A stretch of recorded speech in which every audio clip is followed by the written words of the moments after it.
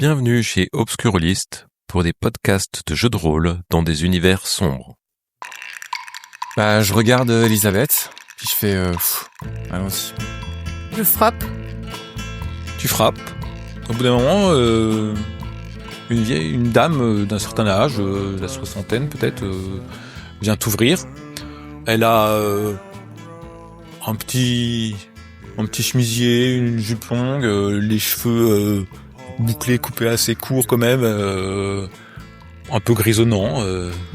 Elle a un torchon dans les mains, elle est en train de s'essuyer les mains. Elle vous voit, vous avez vous tenue d'inspecteur. Oui, c'est pour Nora. Bonjour madame, oui, police de la Louisiane, inspecteur Brown et Moore. Est-ce que nous pouvons entrer ? Je sors ma plaque quand même pour qu'elle voit. On est bien de la police. Elle déglutit, comme si elle devinait ce que vous alliez lui dire. Entrez, je vous en prie. Merci. On rentre et je fais ce qu'avait dit Elisabeth. J'en profite pour jeter un œil, c'est des photos de famille, des trucs comme ça. Surtout qu'elle est une grande solitaire, donc j'essaie de voir. C'est une photo, une coupe. Elle est seule avec ses deux parents, plus jeunes par exemple. D'accord. Une photo avec un cheval, fait de l'équitation, ce genre de conneries, tu vois. Non, il y a pas ce genre de choses. D'accord. Elisabeth, toi, tu l'accompagnes aussi dans le. Normalement, elle est censée, oui. Oui, moi, je regarde à droite et à gauche pendant qu'elle nous conduit, j'en profite. Ce que tu peux remarquer, c'est t'entends.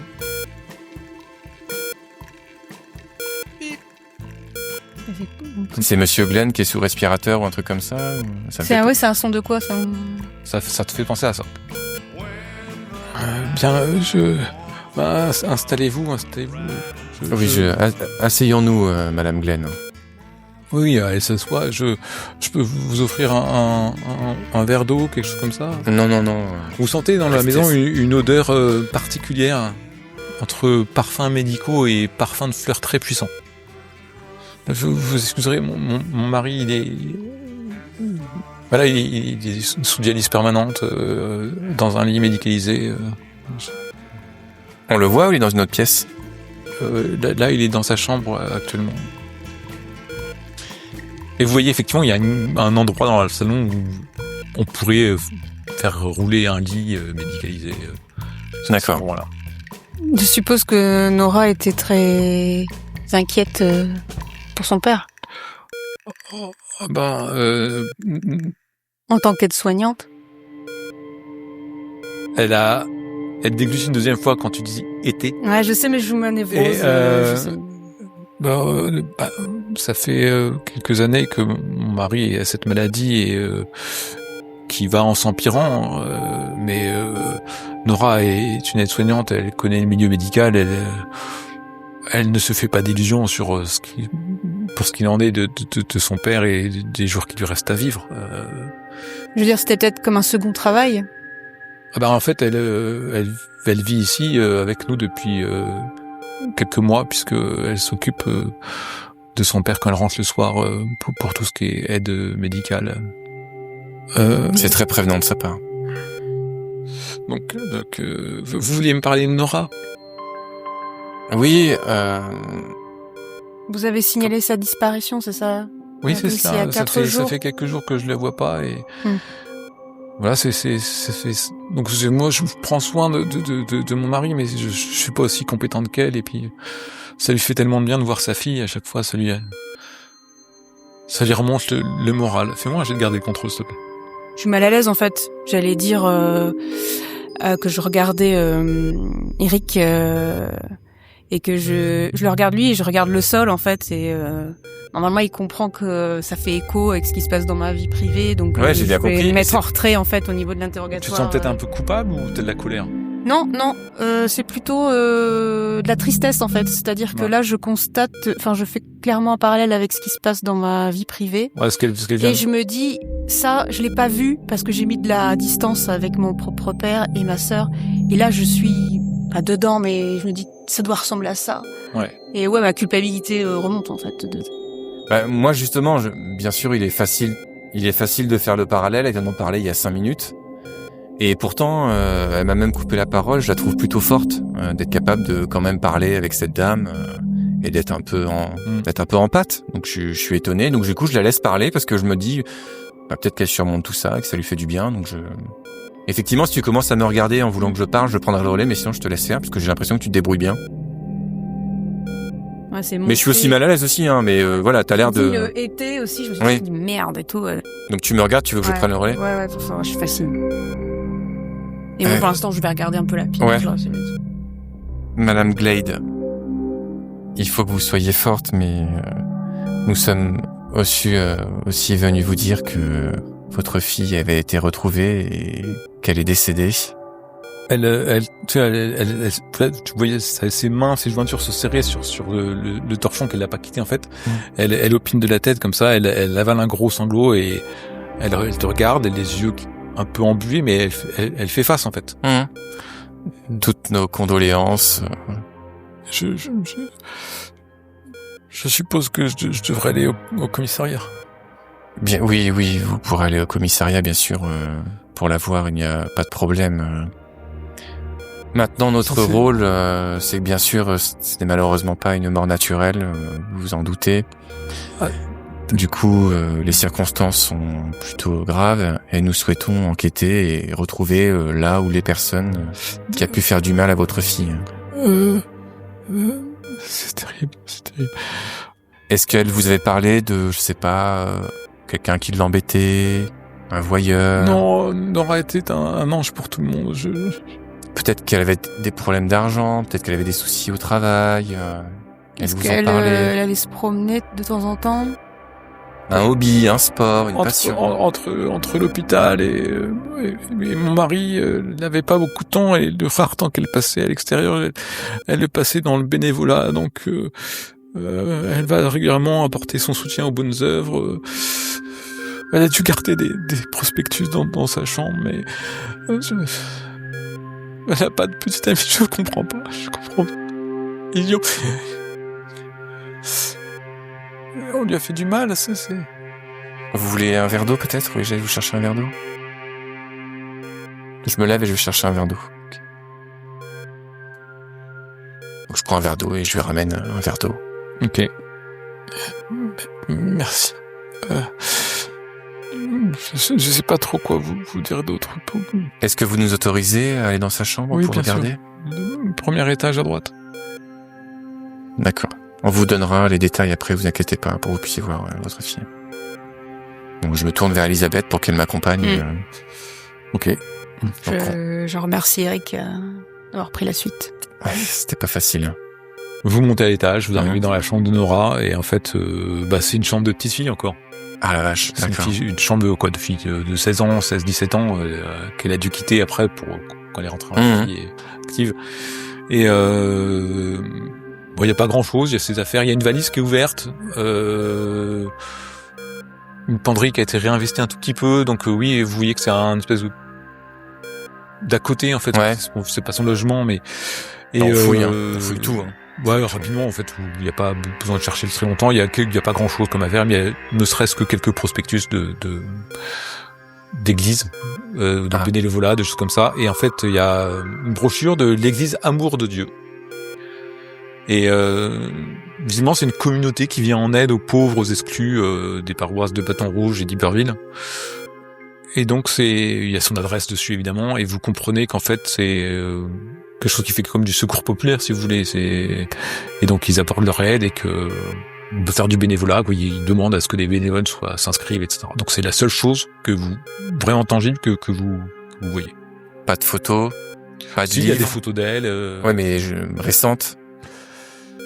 Ouais, il y a une photo d'elle récente, on la voit, elle tient la main de son père, et de l'autre côté il y a sa mère, et son père qui est allongé sur le lit, médicalisé, avec des perfusions partout, le truc de dialyse qui tourne derrière, et d'accord.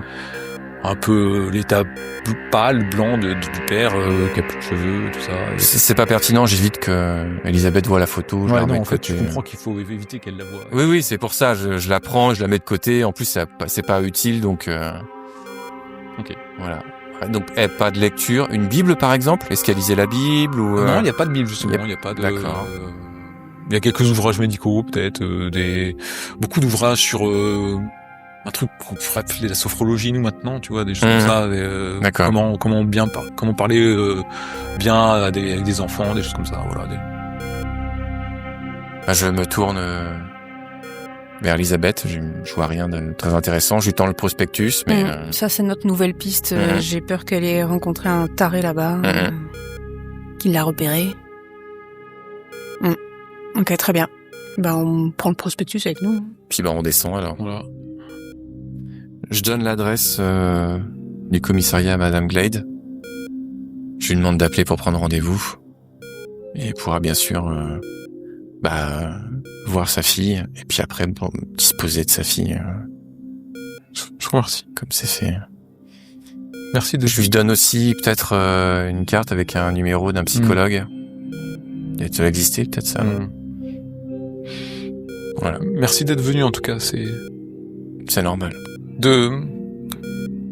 C'est mieux que par téléphone. Bien sûr, madame. Mais son arrêt, on l'a vu ou pas, physiquement? Non, mais il y a une porte qui est entrouverte où quand t'es allé chercher le verre d'eau, t'as vu une porte entrouverte avec la chambre. Il était là? Enfin, ouais. Ouais, t'entendais les bips. Mais t'entendais les souffles. D'accord. Mais il est sous dialyse, t'as dit, mais là, il est sous respirateur, en fait. En fait, ça s'est aggravé, quoi. D'accord. Dialyse, respirateur, il a des perfs partout, machin.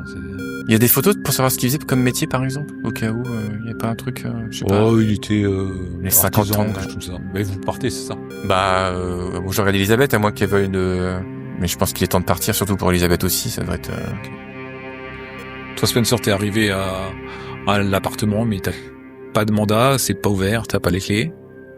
Il n'y a pas de gardien Non, c'est un appartement dans un immeuble, en fait. Et je stocke chez le voisin. Ok.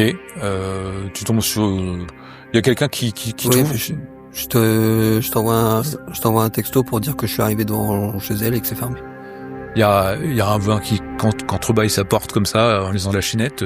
C'est pourquoi? Bonjour monsieur, police de Bâton Rouge. Je mène une enquête sur votre voisine, Madame Glade. Vous l'avez vu récemment ? Madame Glade est très gentille, Madame Glade, y a pas de souci, c'est plutôt ces chenapans tous les soirs qui fouillent dans les poubelles.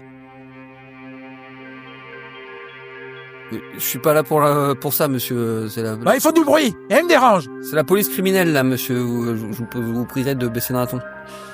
Est-ce que vous avez vu Madame Glade récemment ? Non.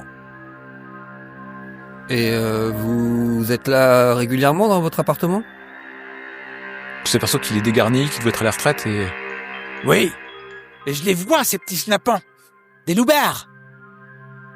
Peut-être même des noirs. Ah oui, je comprends bien ce que vous voulez dire. Je ferai un signalement à la police municipale. J'en ai fait 5. Oui. Peut-être pas d'un inspecteur de la police criminelle, monsieur. Ah, c'est ça. Appuyez mes demandes. Oui, c'est ce que Madame je vais faire. Glade est très gentille et je crois qu'elle est...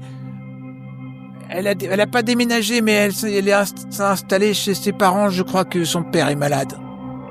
D'accord. Donc ça fait un moment que vous l'avez pas vue et c'est parce qu'elle ne vit plus ici. Elle vit encore ici. Il y a son courrier. Des fois, je l'entasse et puis elle vient le ramasser une fois tous les 10 jours, quelque chose comme ça. Mais d'accord. Vous auriez pas une clé de sa porte par hasard ? Ah non. Et vous sauriez pas qui serait susceptible d'en avoir une ? À part elle, je ne vois pas. D'accord. Elle n'avait pas de relation avec un autre de vos voisins ? Non. Un ami ou autre ? Non, puis très bien. Aucun problème. Calme, silencieuse, très bien. Forcément qu'elle est silencieuse si elle est pas là, monsieur. Non, mais je veux dire avant. Oui, j'ai bien compris. Très bien, je vous remercie. Une bonne journée. Le signalement, vous n'oubliez pas le signalement. Et je m'en vais.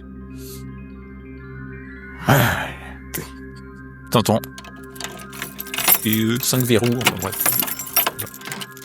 Juste avant de sortir de la maison, je reçois un texto que je regarde et en fait c'est Spencer qui me dit que évidemment c'est fermé au niveau du logement de Nora et donc je me dis j'interpelle Madame Glade et je lui dis Madame Glade, je suis désolée de vous déranger une dernière fois, ça nous aiderait beaucoup dans notre enquête si nous pouvions accéder au logement de votre fille. Est-ce que vous auriez un double par hasard? Je dois pouvoir trouver ça, mais Vous pensez qu'il y a des choses, parce que ça fait quand même 6 mois qu'elle... Enfin, On peut négliger aucune piste, madame. Elle te donne une clé. Merci beaucoup. Et je lui réponds, c'est bon, on a les clés par texto. On arrive. Dis à Spencer aussi peut-être de se renseigner sur le voisinage en attendant. Ouais, je pense qu'il l'a fait. Il n'y avait pas d'autre chose à faire. Et vous rejoignez Spencer, c'est ça? Oui. Ouais. Ok. Vous lui dites d'attendre, je suppose. Comment? Oui, il a pas la clé. De toute façon, il va attendre. Oui, Moi, mais- en les attendant, je fais le tour de l'immeuble, je regarde les poubelles. Pour voir s'il y a des petits cons à côté des poubelles. Bah, là, il y a pas de... des freluqués et des malandrins à côté des poubelles. Non, il y a personne, mais quand tu lèves la tête, tu vois un store, en fait, qui est entrebâillé, et puis le petit vieux qui te regarde comme ça. Comme s'il te surveillait. Je lui Pour voir fais- si t'avais pas fait mettre du chambard dans les poubelles. Ok, je lui fais pas de signe lui montrant que je l'ai reconnu, mais voilà, je continue à faire le tour et puis bah ça dépend. Est-ce que je sais où est-ce qu'ils sont? Oui, ils en ont pas pour très longtemps. Pas pour très longtemps. Non. Ok, bon, bah, je vais juste prendre une bière.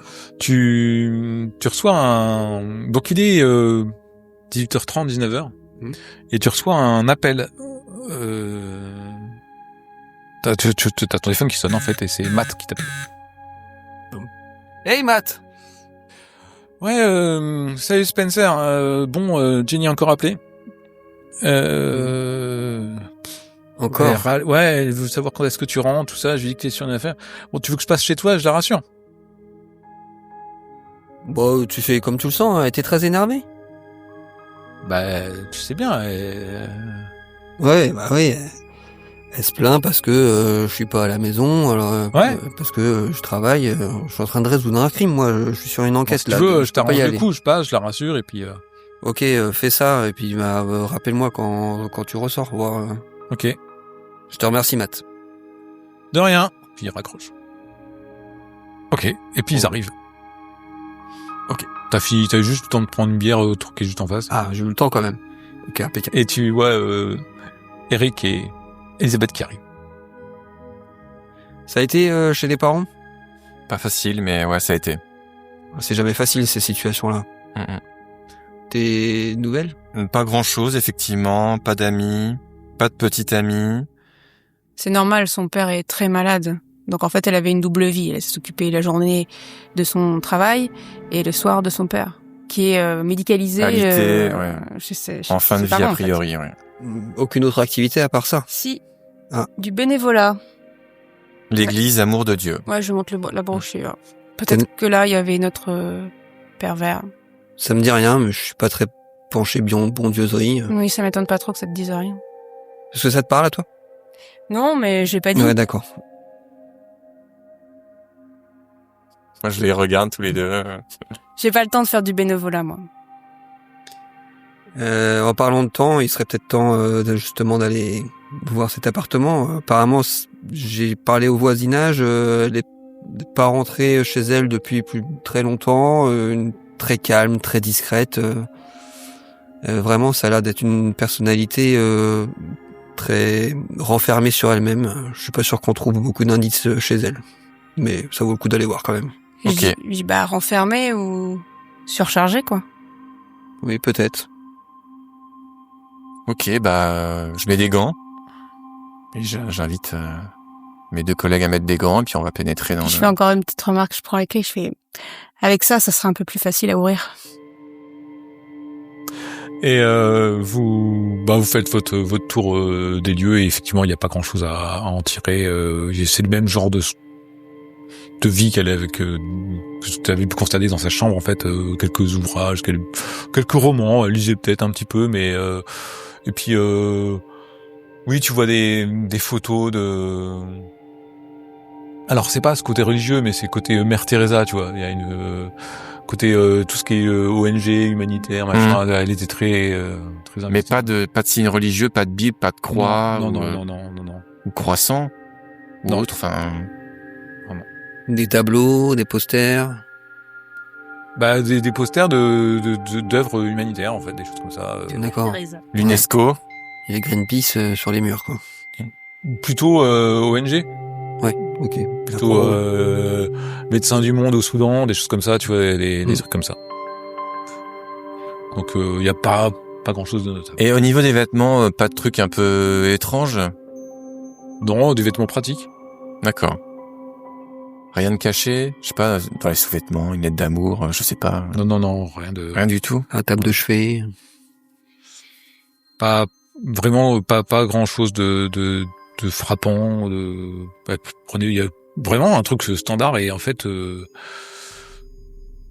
dévoué. Quoi, il y a vraiment ce que tu peux voir, c'est des photos d'humanitaires avec des enfants en Afrique qui s'en occupent. Enfin bon, voilà, c'est ce genre de choses que t'as. Et le courrier? Je regarde le courrier, ce qu'il peut y avoir. Bah, des factures et puis sinon. Moi, j'ai plus le courrier. Des remerciements, des dons qu'elle peut faire aux différents organismes. Ah oui. Voilà. Je fais les poubelles. Je sais pas, rien de pas. Alors ça fait 6 mois. Non, mais un préservatif, un truc comme Ça ça. fait 6 mois, elles sont Elles sont vides. Donc dans le réfrigérateur, c'est pareil, il y a rien du tout. Non. Une très belle personne sans secret. C'est louche. Tout le monde n'a pas forcément des choses à cacher. Tout le monde a quelque chose Elle à a cacher, dévoué sa tu vie. dois le savoir. Elle a dévoué sa vie pour une cause, un but. Pourquoi pas? Ok, bah explorons cette partie de sa vie alors. Il est quelle heure là maintenant? 19h30. C'est un peu trop tard pour Vous allez aller l'église est mort de Dieu.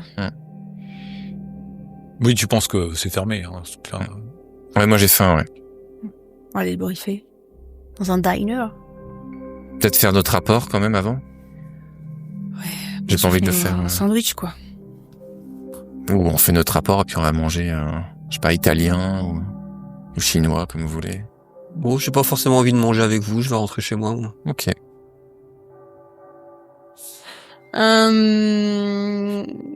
Moi je prends un truc. Peut-être peut-être les fameux. Ça fait très série. Hein. Tu sais les fameux nouilles chinoises et puis je vais bouffer ça en tapant le rapport. Tu fais quoi, Spencer? Moi, je rentre chez moi. La bud était dégueulasse. Faut que tu t'arrêtes là. Faut que tu ailles te poser. Et, t'as eu chaud toute la journée. T'as pas arrêté. T'es allé à l'hôpital, machin. T'étais frité quand tu t'es confronté, t'as subi un petit vieux qui t'a pris la tête. T'as juste envie de prendre du temps pour toi et de souffler là et de boire un bon truc. Ok, bon bah sur la route de chez moi, je m'arrête au bar où je vais d'habitude. Ok. Et je prends un whisky et une bière. Ok. Donc c'est ton bar. Ouais, c'est mon bar. Hein. Ouais, donc en fait le patron vient te faire la causette et tout ça. C'est ça. Ouais. Et donc tu bois tranquillement ton whisky. T'en reprends un second. D'habitude t'en bois minimum 4. Tu peux boire. Oui, bah oui, j'en prends un deuxième alors. Ok. Et donc bon voilà. Que je bois un petit peu plus doucement. Parce que j'ai eu une rude journée quand même. Ok. Tout en tapant mon rapport dans ma tête. Ok. Puis bon, bref, tu t'apaises, quoi. C'est ça, c'est ce que je crois comprendre. Ouais. Ok. Vous tapez votre rapport machin, vous enquillez, et puis après vous rentrez chez vous. Oui. Ok. Moi en rentrant, il est tard? Pas forcément énormément, non. Il est quelle heure? 10h. Il est trop tard. Okay. Je voulais envoyer un message, peut-être appeler, mais il est trop tard et j'ai plus le courage d'appeler. Ok. Donc je laisse tomber, je suis une merde et puis je rentre chez moi. Tu rentres chez toi. Tu rentres chez toi, Elisabeth? Ouais. Ok. Très bien. J'ai pas eu de nouvelles? J'ai pas eu d'autres textos? Ah non. Ok, vous avez une affaire demain, la suite de votre affaire, enfin tout c'est pas, vous savez quoi faire, faut juste vous reposer. T'en as pris 2, un peu plus doucement. Tu rentres chez toi? Oui. Ok. Pas de troisième, pas de quatrième, tu rentres chez toi. Moi, je rentre chez moi quand même. Ok. Parce que justement, je suis sur une affaire compliquée. Et ok. C'est pas le moment de. Ok, bah, tu rentres chez toi et tout est éteint. Il est quelle heure? Il est 22h? Ouais, facile. Ok, bah je rentre. Je fais pas. Je joue pas au ninja, mais voilà, je rentre quoi. Ok. Bien. Et ma femme est couchée. Ouais. Et ben. Avec boule de caisse et bon sur les yeux. Ah ouais, carrément. Et ben, je me couche à côté d'elle. Elle se réveille. Enfin, elle sent que je me couche à côté d'elle. Tu sens un soupir. Ok. Bah, un peu ralent, tu vois. Ok. Et ben, je me couche, je me tourne Je me tourne vers elle et je m'endors. Sans... Ok. Vous vous couchez tous. Elisabeth, tu t'endors péniblement avec la chaleur qui ne redescend pas beaucoup cette nuit. Une mélodie vibrante sonne doucement, une odeur de camphre emplit tes narines et une douce lumière ouvre tes paupières. Tu es dans ta chambre, inondée d'une lumière blanche, et tu distingues pas les murs. Tu découvres avec terreur qu'une femme s'approche de toi, alors qu'une douleur intense te saisit. Son corps est constellé de coutures. Sa poitrine a été retirée, et des sutures sont apparentes, ainsi le long de ses joues et dans la continuité de son sourire. Elle a de longs ongles effilés et des fils pendent de ses mains telle une araignée. Elle arrive près de toi. Tes organes s'affalent en tas sur le sol, foie, intestin, poumons, tous les autres. Ils gisent dans une mare de sang, encore pulsant, parce que tu as encore envie. Tes rats s'approchent, attirés par l'odeur du sang. Et la femme commence à replacer tes organes, un à un, et à te recoudre minutieusement. Quand t'as une vision. Je sais pas si c'est un flashback, c'est t'as quelque chose qui se passe, c'est ton père qui te tient la main. Il y a un sourire sur son visage, comme quand t'étais petite fille. Il a des larmes dans les yeux. Il te regarde, en te tenant la main. J'ai vu quelque chose d'horrible juste avant, et puis là j'ai la culpabilité qui me ronge, qui me prend aux tripes. C'est un petit peu comme si la scène de juste avant, c'est un peu ce que je ressentais. Je le regarde et puis je lui dis je suis désolée papa, je suis désolée de ne pas avoir été là pour toi. C'était trop pour moi. C'était trop dur. Désolée. Et en fait, je sais plus quoi dire, en fait. Je suis un peu honteuse et je me dis que n'importe quelle justification ne sera pas valable. Et en fait, ma gorge se serre, donc je peux plus parler. Ta gorge se serre, tes yeux se ferment, il y a un grand flash lumineux et t'es à nouveau à côté de cette femme étrange qui a fini de te recoudre. Dans sa main, elle tient un de tes poumons qui manque. Souriante, elle te murmure « Je te le rendrai la prochaine fois, contre un service que tu me rendras. » Et tu t'effondres de douleur. Et je me réveille ou... Tu te réveilles, t'es en nage dans ton lit. Tout de suite, j'ouvre ou je soulève mon haut de pyjama pour regarder si... Tu n'as tout est là, aucune je me trace, palpe en fait. Mais tu sens une douleur profonde à ton côté gauche. J'essaie de respirer à fond pour voir si j'ai une différence. T'arrives pas trop à te rendre compte, peut-être pas, peut-être oui, peut-être que c'est psychologique, peut-être que tu l'imagines.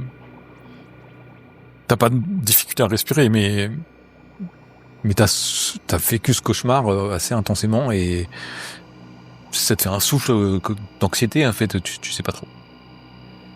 Il fait chaud, t'as du travail, t'essaies peut-être de te rendormir. Bah, il est quelle heure? 3-4 heures du matin. Ouais,